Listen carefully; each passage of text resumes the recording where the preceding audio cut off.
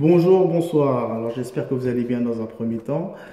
Je suis un peu désolé pour bon, s'il y a un peu des échos, ça peut être un peu désagréable, mais bon, j'ai pas trouvé d'autre endroit. Alors c'est une vidéo très courte, je vais essayer d'être le plus court possible pour vous donner mon analyse sur les élections présidentielles ainsi que ce fameux second tour, Emmanuel Macron face à Marine Le Pen. Alors pour ceux qui me suivent sur mon page Daoud, j'avais écrit un petit texte au début du mois d'avril, il me semble, sur la présidentielle, un texte qui est toujours disponible sur ma page, que j'ai épinglé en haut de page, donc il est toujours disponible. Vous pouvez aller voir si vous êtes curieux, si ça vous intéresse, si vous vous en foutez, vous faites ce que vous voulez. Où j'avais analysé voilà, les élections présidentielles et j'avais plus ou moins anticipé le scénario que le système voulait à tout prix nous imposer, c'est-à-dire le second tour Emmanuel Macron face à Marine Le Pen. Alors avant de développer tout ça, moi pour ma part je suis déçu. Je suis déçu, pas des résultats, parce que comme je vous l'ai dit, il n'y a rien de glorieux dans mon analyse, c'était tellement prévisible, ça pue à des kilomètres. Mais je suis déçu sur ma propre personne, parce que bon, je suis parti aller voter. Voilà, je suis parti aller voter comme un mouton, comme un bœuf. Et surtout, ça a paru très bizarre pour les gens qui me connaissent, pour les gens qui me côtoient. Moi qui suis très critique sur le vote en disant que c'est de la magouille, il y a de la magouille. À la base, je parlais comme ça. Il y a de la magouille, aucune confiance, c'est un système qui me paraît bancal, etc. Le suffrage universel, aucune confiance, etc., etc. Bon, je me suis laissé prendre au jeu. Alors pourquoi? Alors, dans un premier temps, parce qu'il y a un candidat qui m'a plu, qui m'a énormément plu et qui me plaît toujours, que je trouve très très bon, même si je ne le rejoins pas sur tous les points, c'est François Asselineau.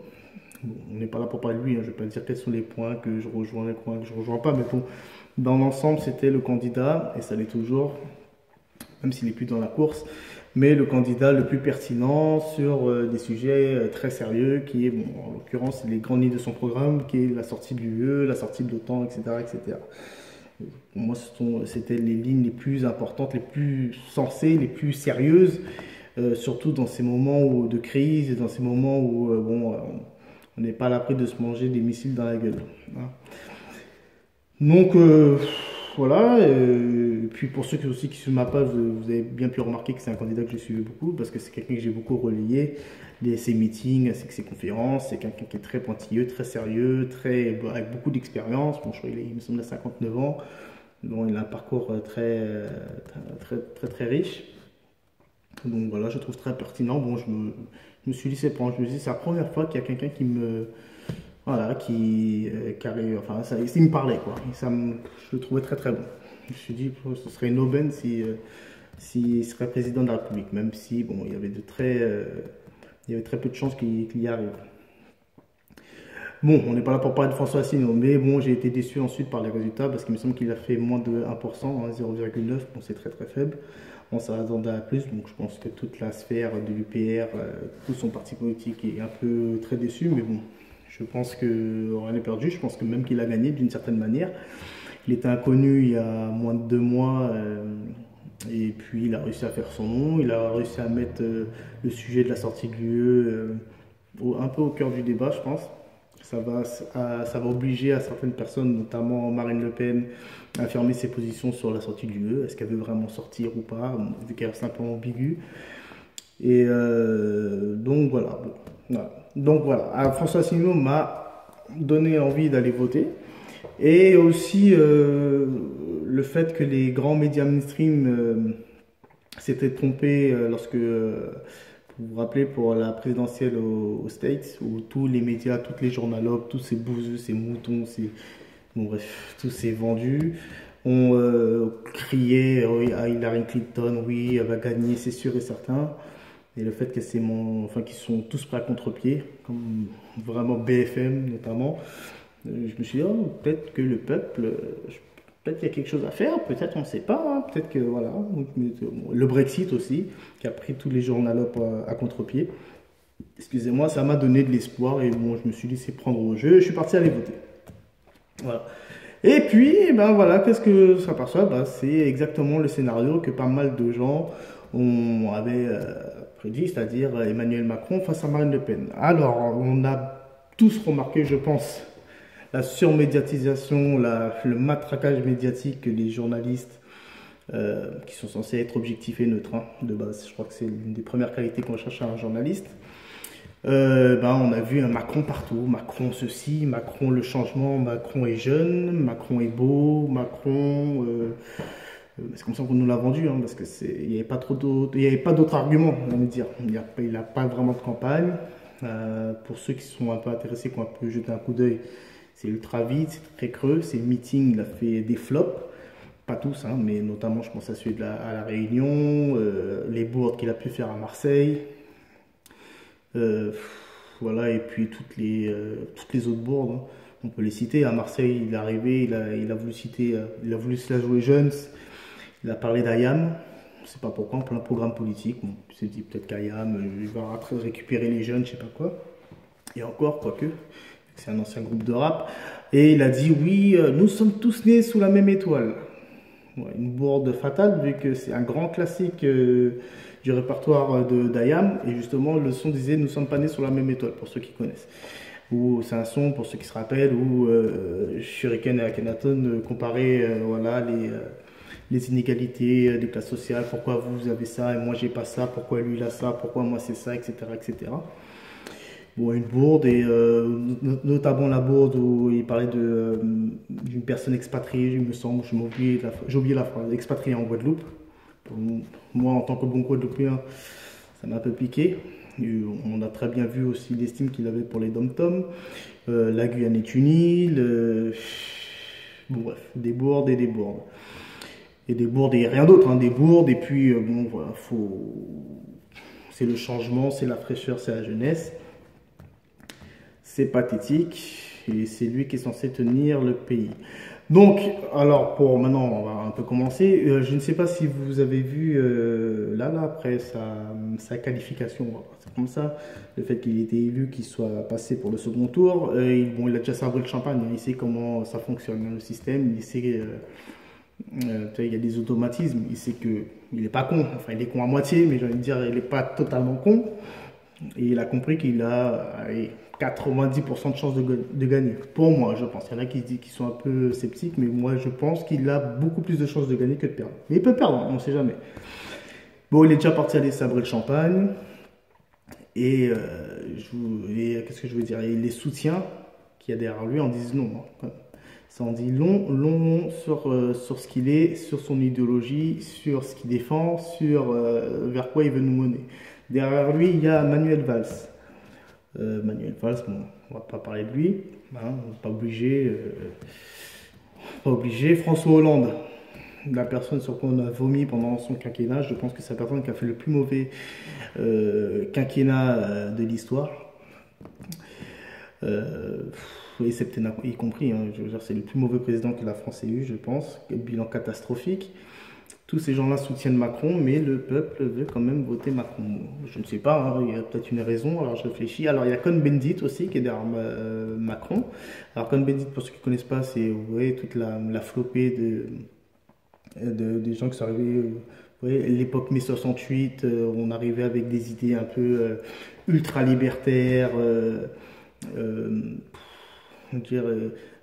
l'aliénation de tout principe moraux, spirituel, la liberté, l'hypersexualisation. Il y a un passage mythique, je ne sais plus dans quelle émission, je crois que c'est Apostrophe, je ne vais pas me dire n'importe quoi, où il explique devant un journaliste totalement passif, tranquille, où il explique comme quoi c'est magnifique de se faire déshabiller par un enfant de je ne sais plus quel âge. Bon, bref. Ça va loin, mais bon, oui. Bon, lui, il est derrière Macron. Il y a aussi M. BHL, pour ceux qui connaissent l'intellectuel ou le philosophe milliardaire belliqueux qui déclare des guerres un peu partout, très influent dans les médias. Bon, il doit payer les médias à coups de billets, sans doute, hein, donc c'est quelqu'un de très puissant, qui a fait en sorte de transformer la Libye en champ de ruines et qui pense tous les jours, je pense qu'il le dit lui-même, à Israël. Il est derrière Macron. Attali, les grands idéologues sionistes, israélites, etc., Rothschildiens, etc., derrière Macron. Alain Minc derrière Macron. François Fillon derrière Macron, ça m'a marqué ça aussi.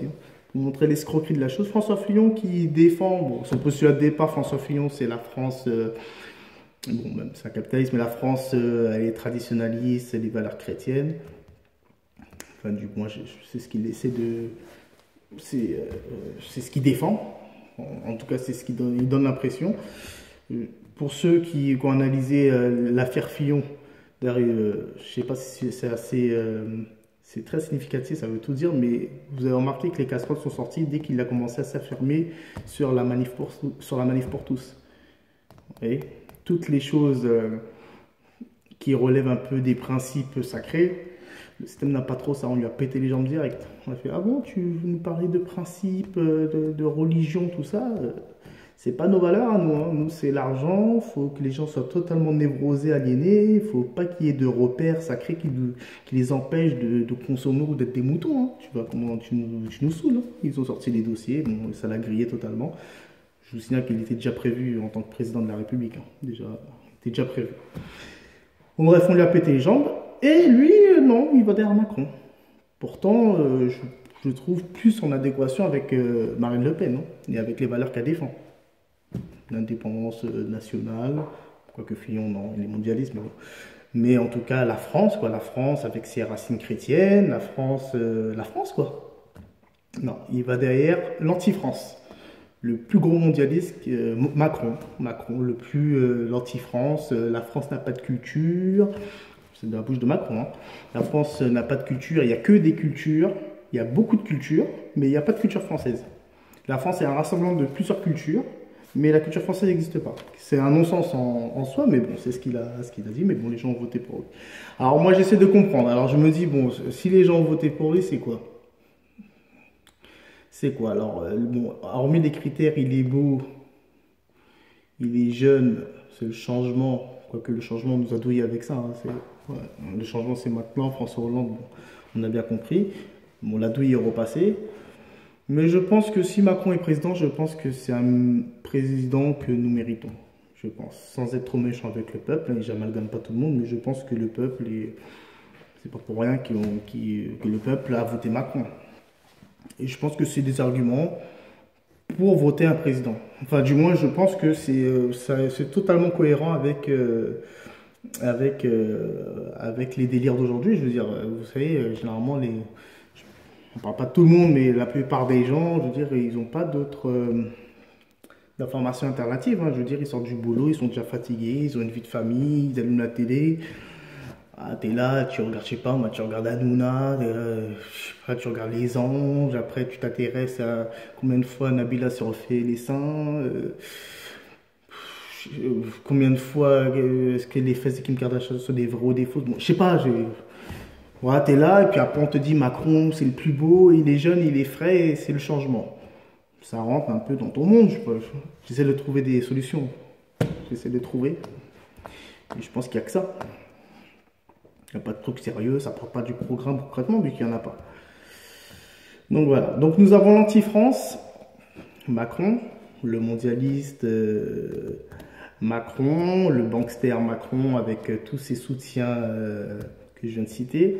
Et en face de Macron, nous avons le diable du système, le diable qui est le Front National avec en tête Marine Le Pen. Alors, c'est le diable du système. C'est le système, on va pas se mentir, hein, c'est pas une anti-système, c'est le système, mais elle joue le rôle du méchant du système.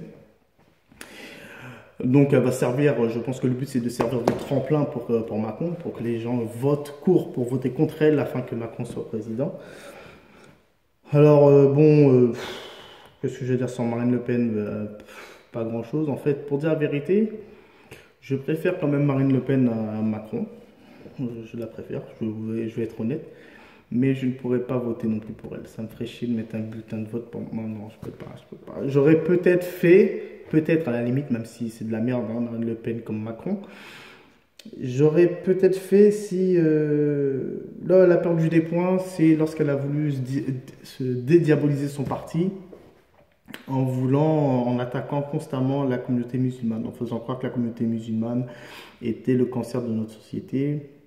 Je trouvais ça tellement énorme et c'était tellement petit, tout ça pour plaire à ses maîtres, que non, c'est écœurant, je peux pas. Non, mais ça, je trouve que, voilà, elle a des idées qui sont pas mal, hein. Au moins elle a quelque chose, je veux dire, son programme est beaucoup plus costaud que celui de Macron, on va pas se mentir.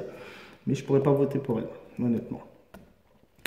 Maintenant, alors qu'est-ce que je peux dire? Alors si Marine Le Pen passe, par contre, c'est chaud. C'est chaud, je pense que les conséquences peuvent être assez graves. Alors, je sais pas Marine Le Pen qui va foutre la caille, hein, je pense pas, mais je pense qu'il y aura une sorte de propagande médiatique anti-Front National comment dire, qui va attiser une certaine haine dans les quartiers populaires. Je pense que les quartiers populaires, même d'ailleurs, de fait d'eux-mêmes, vont se lever lorsque le Front National, si le Front National passe, hein, bien sûr, vont se lever d'eux-mêmes et vont péter un câble. Et je pense qu'on va, ça, ça va péter, quoi, ça va péter. Donc, du moins, soit on va fourrer la guerre civile, ou soit on sera en plein dedans. Je vous signale qu'on a été bassiné depuis bien longtemps avec tous les mouvements gauchistes anti-France qui a été fait sournoisement. Vous savez, parce que derrière, vous savez, derrière l'idéologie gauchiste, il y avait toujours ce fantôme mondialiste qui voulait aliéner la population au maximum en détestant la France. Il y a eu un gros projet d'anti-France, même par les voies culturelles, hein, pour ceux qui écoutent le rap. Nous, on a beaucoup écouté de rap, le rap français notamment. Constamment, on a écouté des rappeurs qui crachaient sur la France, on validait leurs propos même. Il y a eu beaucoup ce truc d'anti-France, d'anti-blanc aussi, il ne faut pas avoir peur de le dire. Moi, en tant que noir, je n'ai pas peur de le dire. Le racisme n'appartient pas qu'aux blancs. Je veux dire, il y a le racisme est partout. Et même d'ailleurs, le racisme anti-blanc est même totalement démocratisé dans les quartiers populaires, dans la banlieue parisienne. Et je pense que je peux me faire insulter, mais pour moi, c'est logique. Hein. Là, même Sefiu dans ses sons, quand il y a un bateau, il y a la hagla qui va avec, genre c'est tout à fait normal. Et je pense pas que si on aurait fait une phrase, vous voyez, un peu inversée, où on aurait parlé des Noirs comme ça aurait pas fait le même effet. Donc il y a eu un gros projet d'anti-France, d'anti-chrétien, il y a eu un gros travail d'aliénation qui a été fait pour bien déraciner la population, les faire en sorte de névroser, bon qu'à consommer, et qui fait que lorsqu'ils vont voir une femme qui va défendre, elle est peut-être raciste, facho, je sais pas quoi, mais le fait qu'elle défende sa propre nation, la nation française, la nôtre, hein, je veux dire, mais bon, et bien il y a des gens qui vont rester seulement sur le cliché de la femme qui n'aime pas les Noirs et les Arabes. Voilà, une étiquette, bon, qu'elle a pris ça de son père, bon, je répète encore une fois, peut-être qu'elle est raciste, mais bon, je veux dire, dans sa campagne, il n'y a pas, je vais mettre la zermie aux Noirs et aux Arabes, hein, mais bon. Donc je pense que ouais, ça peut être dangereux, sans oublier pardon, les groupes d'extrême gauche qui vont se lever. Vous connaissez par exemple les Antifa qui vont casser la gueule aux fascistes, enfin pardon, aux gens qui prétendent, hein, qui définissent, enfin les gens pour eux qui sont fascistes, ce sont les gens qui ne pensent pas comme eux tout simplement. Donc quand tu ne penses pas comme eux, ils te pètent la gueule, ils ont le droit de le faire, ils sont un peu protégés quand même. C'est des choses qu'il faut dire. Hein. Donc, il y a eux. Je pense aussi qu'il y aura aussi une sorte. Peut-être que les skins vont réapparaître aussi. Ils vont dire, ah ouais, il y a des débiles partout. Hein. Ils vont dire, ouais, ben voilà, voilà, c'est Marine Le Pen qu'au pouvoir, on va casser la gueule au bout nul, au noir. Enfin, je ne sais pas, il peut y avoir toutes sortes de scénarios, mais je pense qu'il y aura une certaine réaction dans les quartiers populaires, ça c'est sûr et certain. Donc, je pense bien que la merde ne va pas venir d'elle-même, mais par une propagande médiatique qui va se faire de fait. Donc voilà. Et si c'est Macron qui est président, alors là, avec François Hollande, on avait touché le sol, bon, on va creuser, hein, on va creuser avec Macron, parce que Macron, du mondialiste, je parle même pas de sa campagne nationale, j'en ai rien à foutre, hein, je parle à l'international. Hein. On va même pas se prendre la tête sur les petits intérêts des Français. Non, non, on dépasse ça. Sur le point de vue international, et oui, on va être impliqué dans toutes les guerres au Moyen-Orient. On va casser la gueule aux Arabes. Hein. On va bombarder là-bas, on va bombarder un peu partout pour installer une certaine démocratie, les super-héros du monde. Nous, on peut imposer la démocratie chez les gens, on peut leur comprendre comment il faut vivre, etc. Donc on va péter la gueule aux gens, des civils, hein, des gens innocents, on va bombarder. On va être à la botte de Donald Trump qui pète un câble en ce moment, qui a dû se manger une grosse menace par les gens d'au-dessus, qui l'ont laissé faire l'anti-système pendant un petit moment. D'ailleurs, il m'avait fait un petit peu kiffer, et puis là, on a vu le demi-tour qu'il a fait. Donc on va suivre Donald Trump, donc ça va péter, puis je pense qu'il y aura des réponses, hein, c'est tout à fait logique, sur leur territoire, puis les gens vont créer je suis Paris, je suis truc, les drapeaux de la France en avatar, etc. etc. Bon. C'est toujours des morts en plus. C'est ça qui est le plus horrible, des morts innocents dans tout ça. C'est chaud. Donc, moi, qu'est-ce que je peux dire? Bah, moi, je conseille aux gens l'abstention. Même pas voter blanc, l'abstention totale. Mais bon, je dis ça, on n'est pas en Uruguay. Vous savez, en Uruguay, c'est François Lucien qui m'a appris. Je me suis dit, putain, faudrait aller vivre en Uruguay. En Uruguay, lorsque le vote blanc gagne, et ben la campagne les élections sont à refaire et les candidats qui étaient présents dans ces élections-là n'ont plus le droit de se représenter. Bon, on n'en est pas là, mais ça aurait été une bonne chose. Donc bon, moi, je conseille aux gens de ne pas voter. Je conseille aux gens de ne pas voter. Et puis voilà, puis on va faire avec ce qu'on a. Hein. On va faire avec ce qu'on a. Et puis, bon, c'est vrai que la démocratie, pour boucler, la démocratie, c'est ce système démocratique et le vote, où c'est la masse qui vote pour le bien-être de nous tous. C'est un non-sens déjà. Parce que la masse, d'ailleurs c'est René Guénon qui le dit, pour ceux qui connaissent, le plus ne peut pas sortir du moins, c'est mathématique. Alors je m'explique, c'est-à-dire la masse où il y a énormément de gens, énormément de monde, surtout sans oublier qu'il y a un abrutissement de masse qui se fait depuis bien longtemps, voilà, via la télé, la radio, etc. Avec tous les trucs de divertissement débiles, hein, ultra, qui va toujours dans le sens de la débauche, si vous avez remarqué, enfin je pense, pour ceux qui ont ces petites sensibilités-là. Et ben c'est ces gens-là qui vont voter, quoi. C'est-à-dire que la personne ultra politisée, ultra conscient, qui passe son temps dans les bouquins, dans les conférences, qui étudie, aura le même droit de vote qu'une personne totalement névrosée, bousillée, perdue, inculte. Et il y en a plus qu'on le croit. Voilà. Donc on arrive au final avec Marine Le Pen face à Macron. Donc moi je dis courage. C'était ma petite analyse, j'ai dû oublier des trucs, mais en fait ça va dans tous les sens. On est dans la merde, je sais même pas quoi vous dire d'autre, on est dans la merde. Et puis voilà. Donc courage. Et puis on se redit à plus tard, au 7 mai, si Dieu nous prête vie. Ciao, ciao, et vive la France.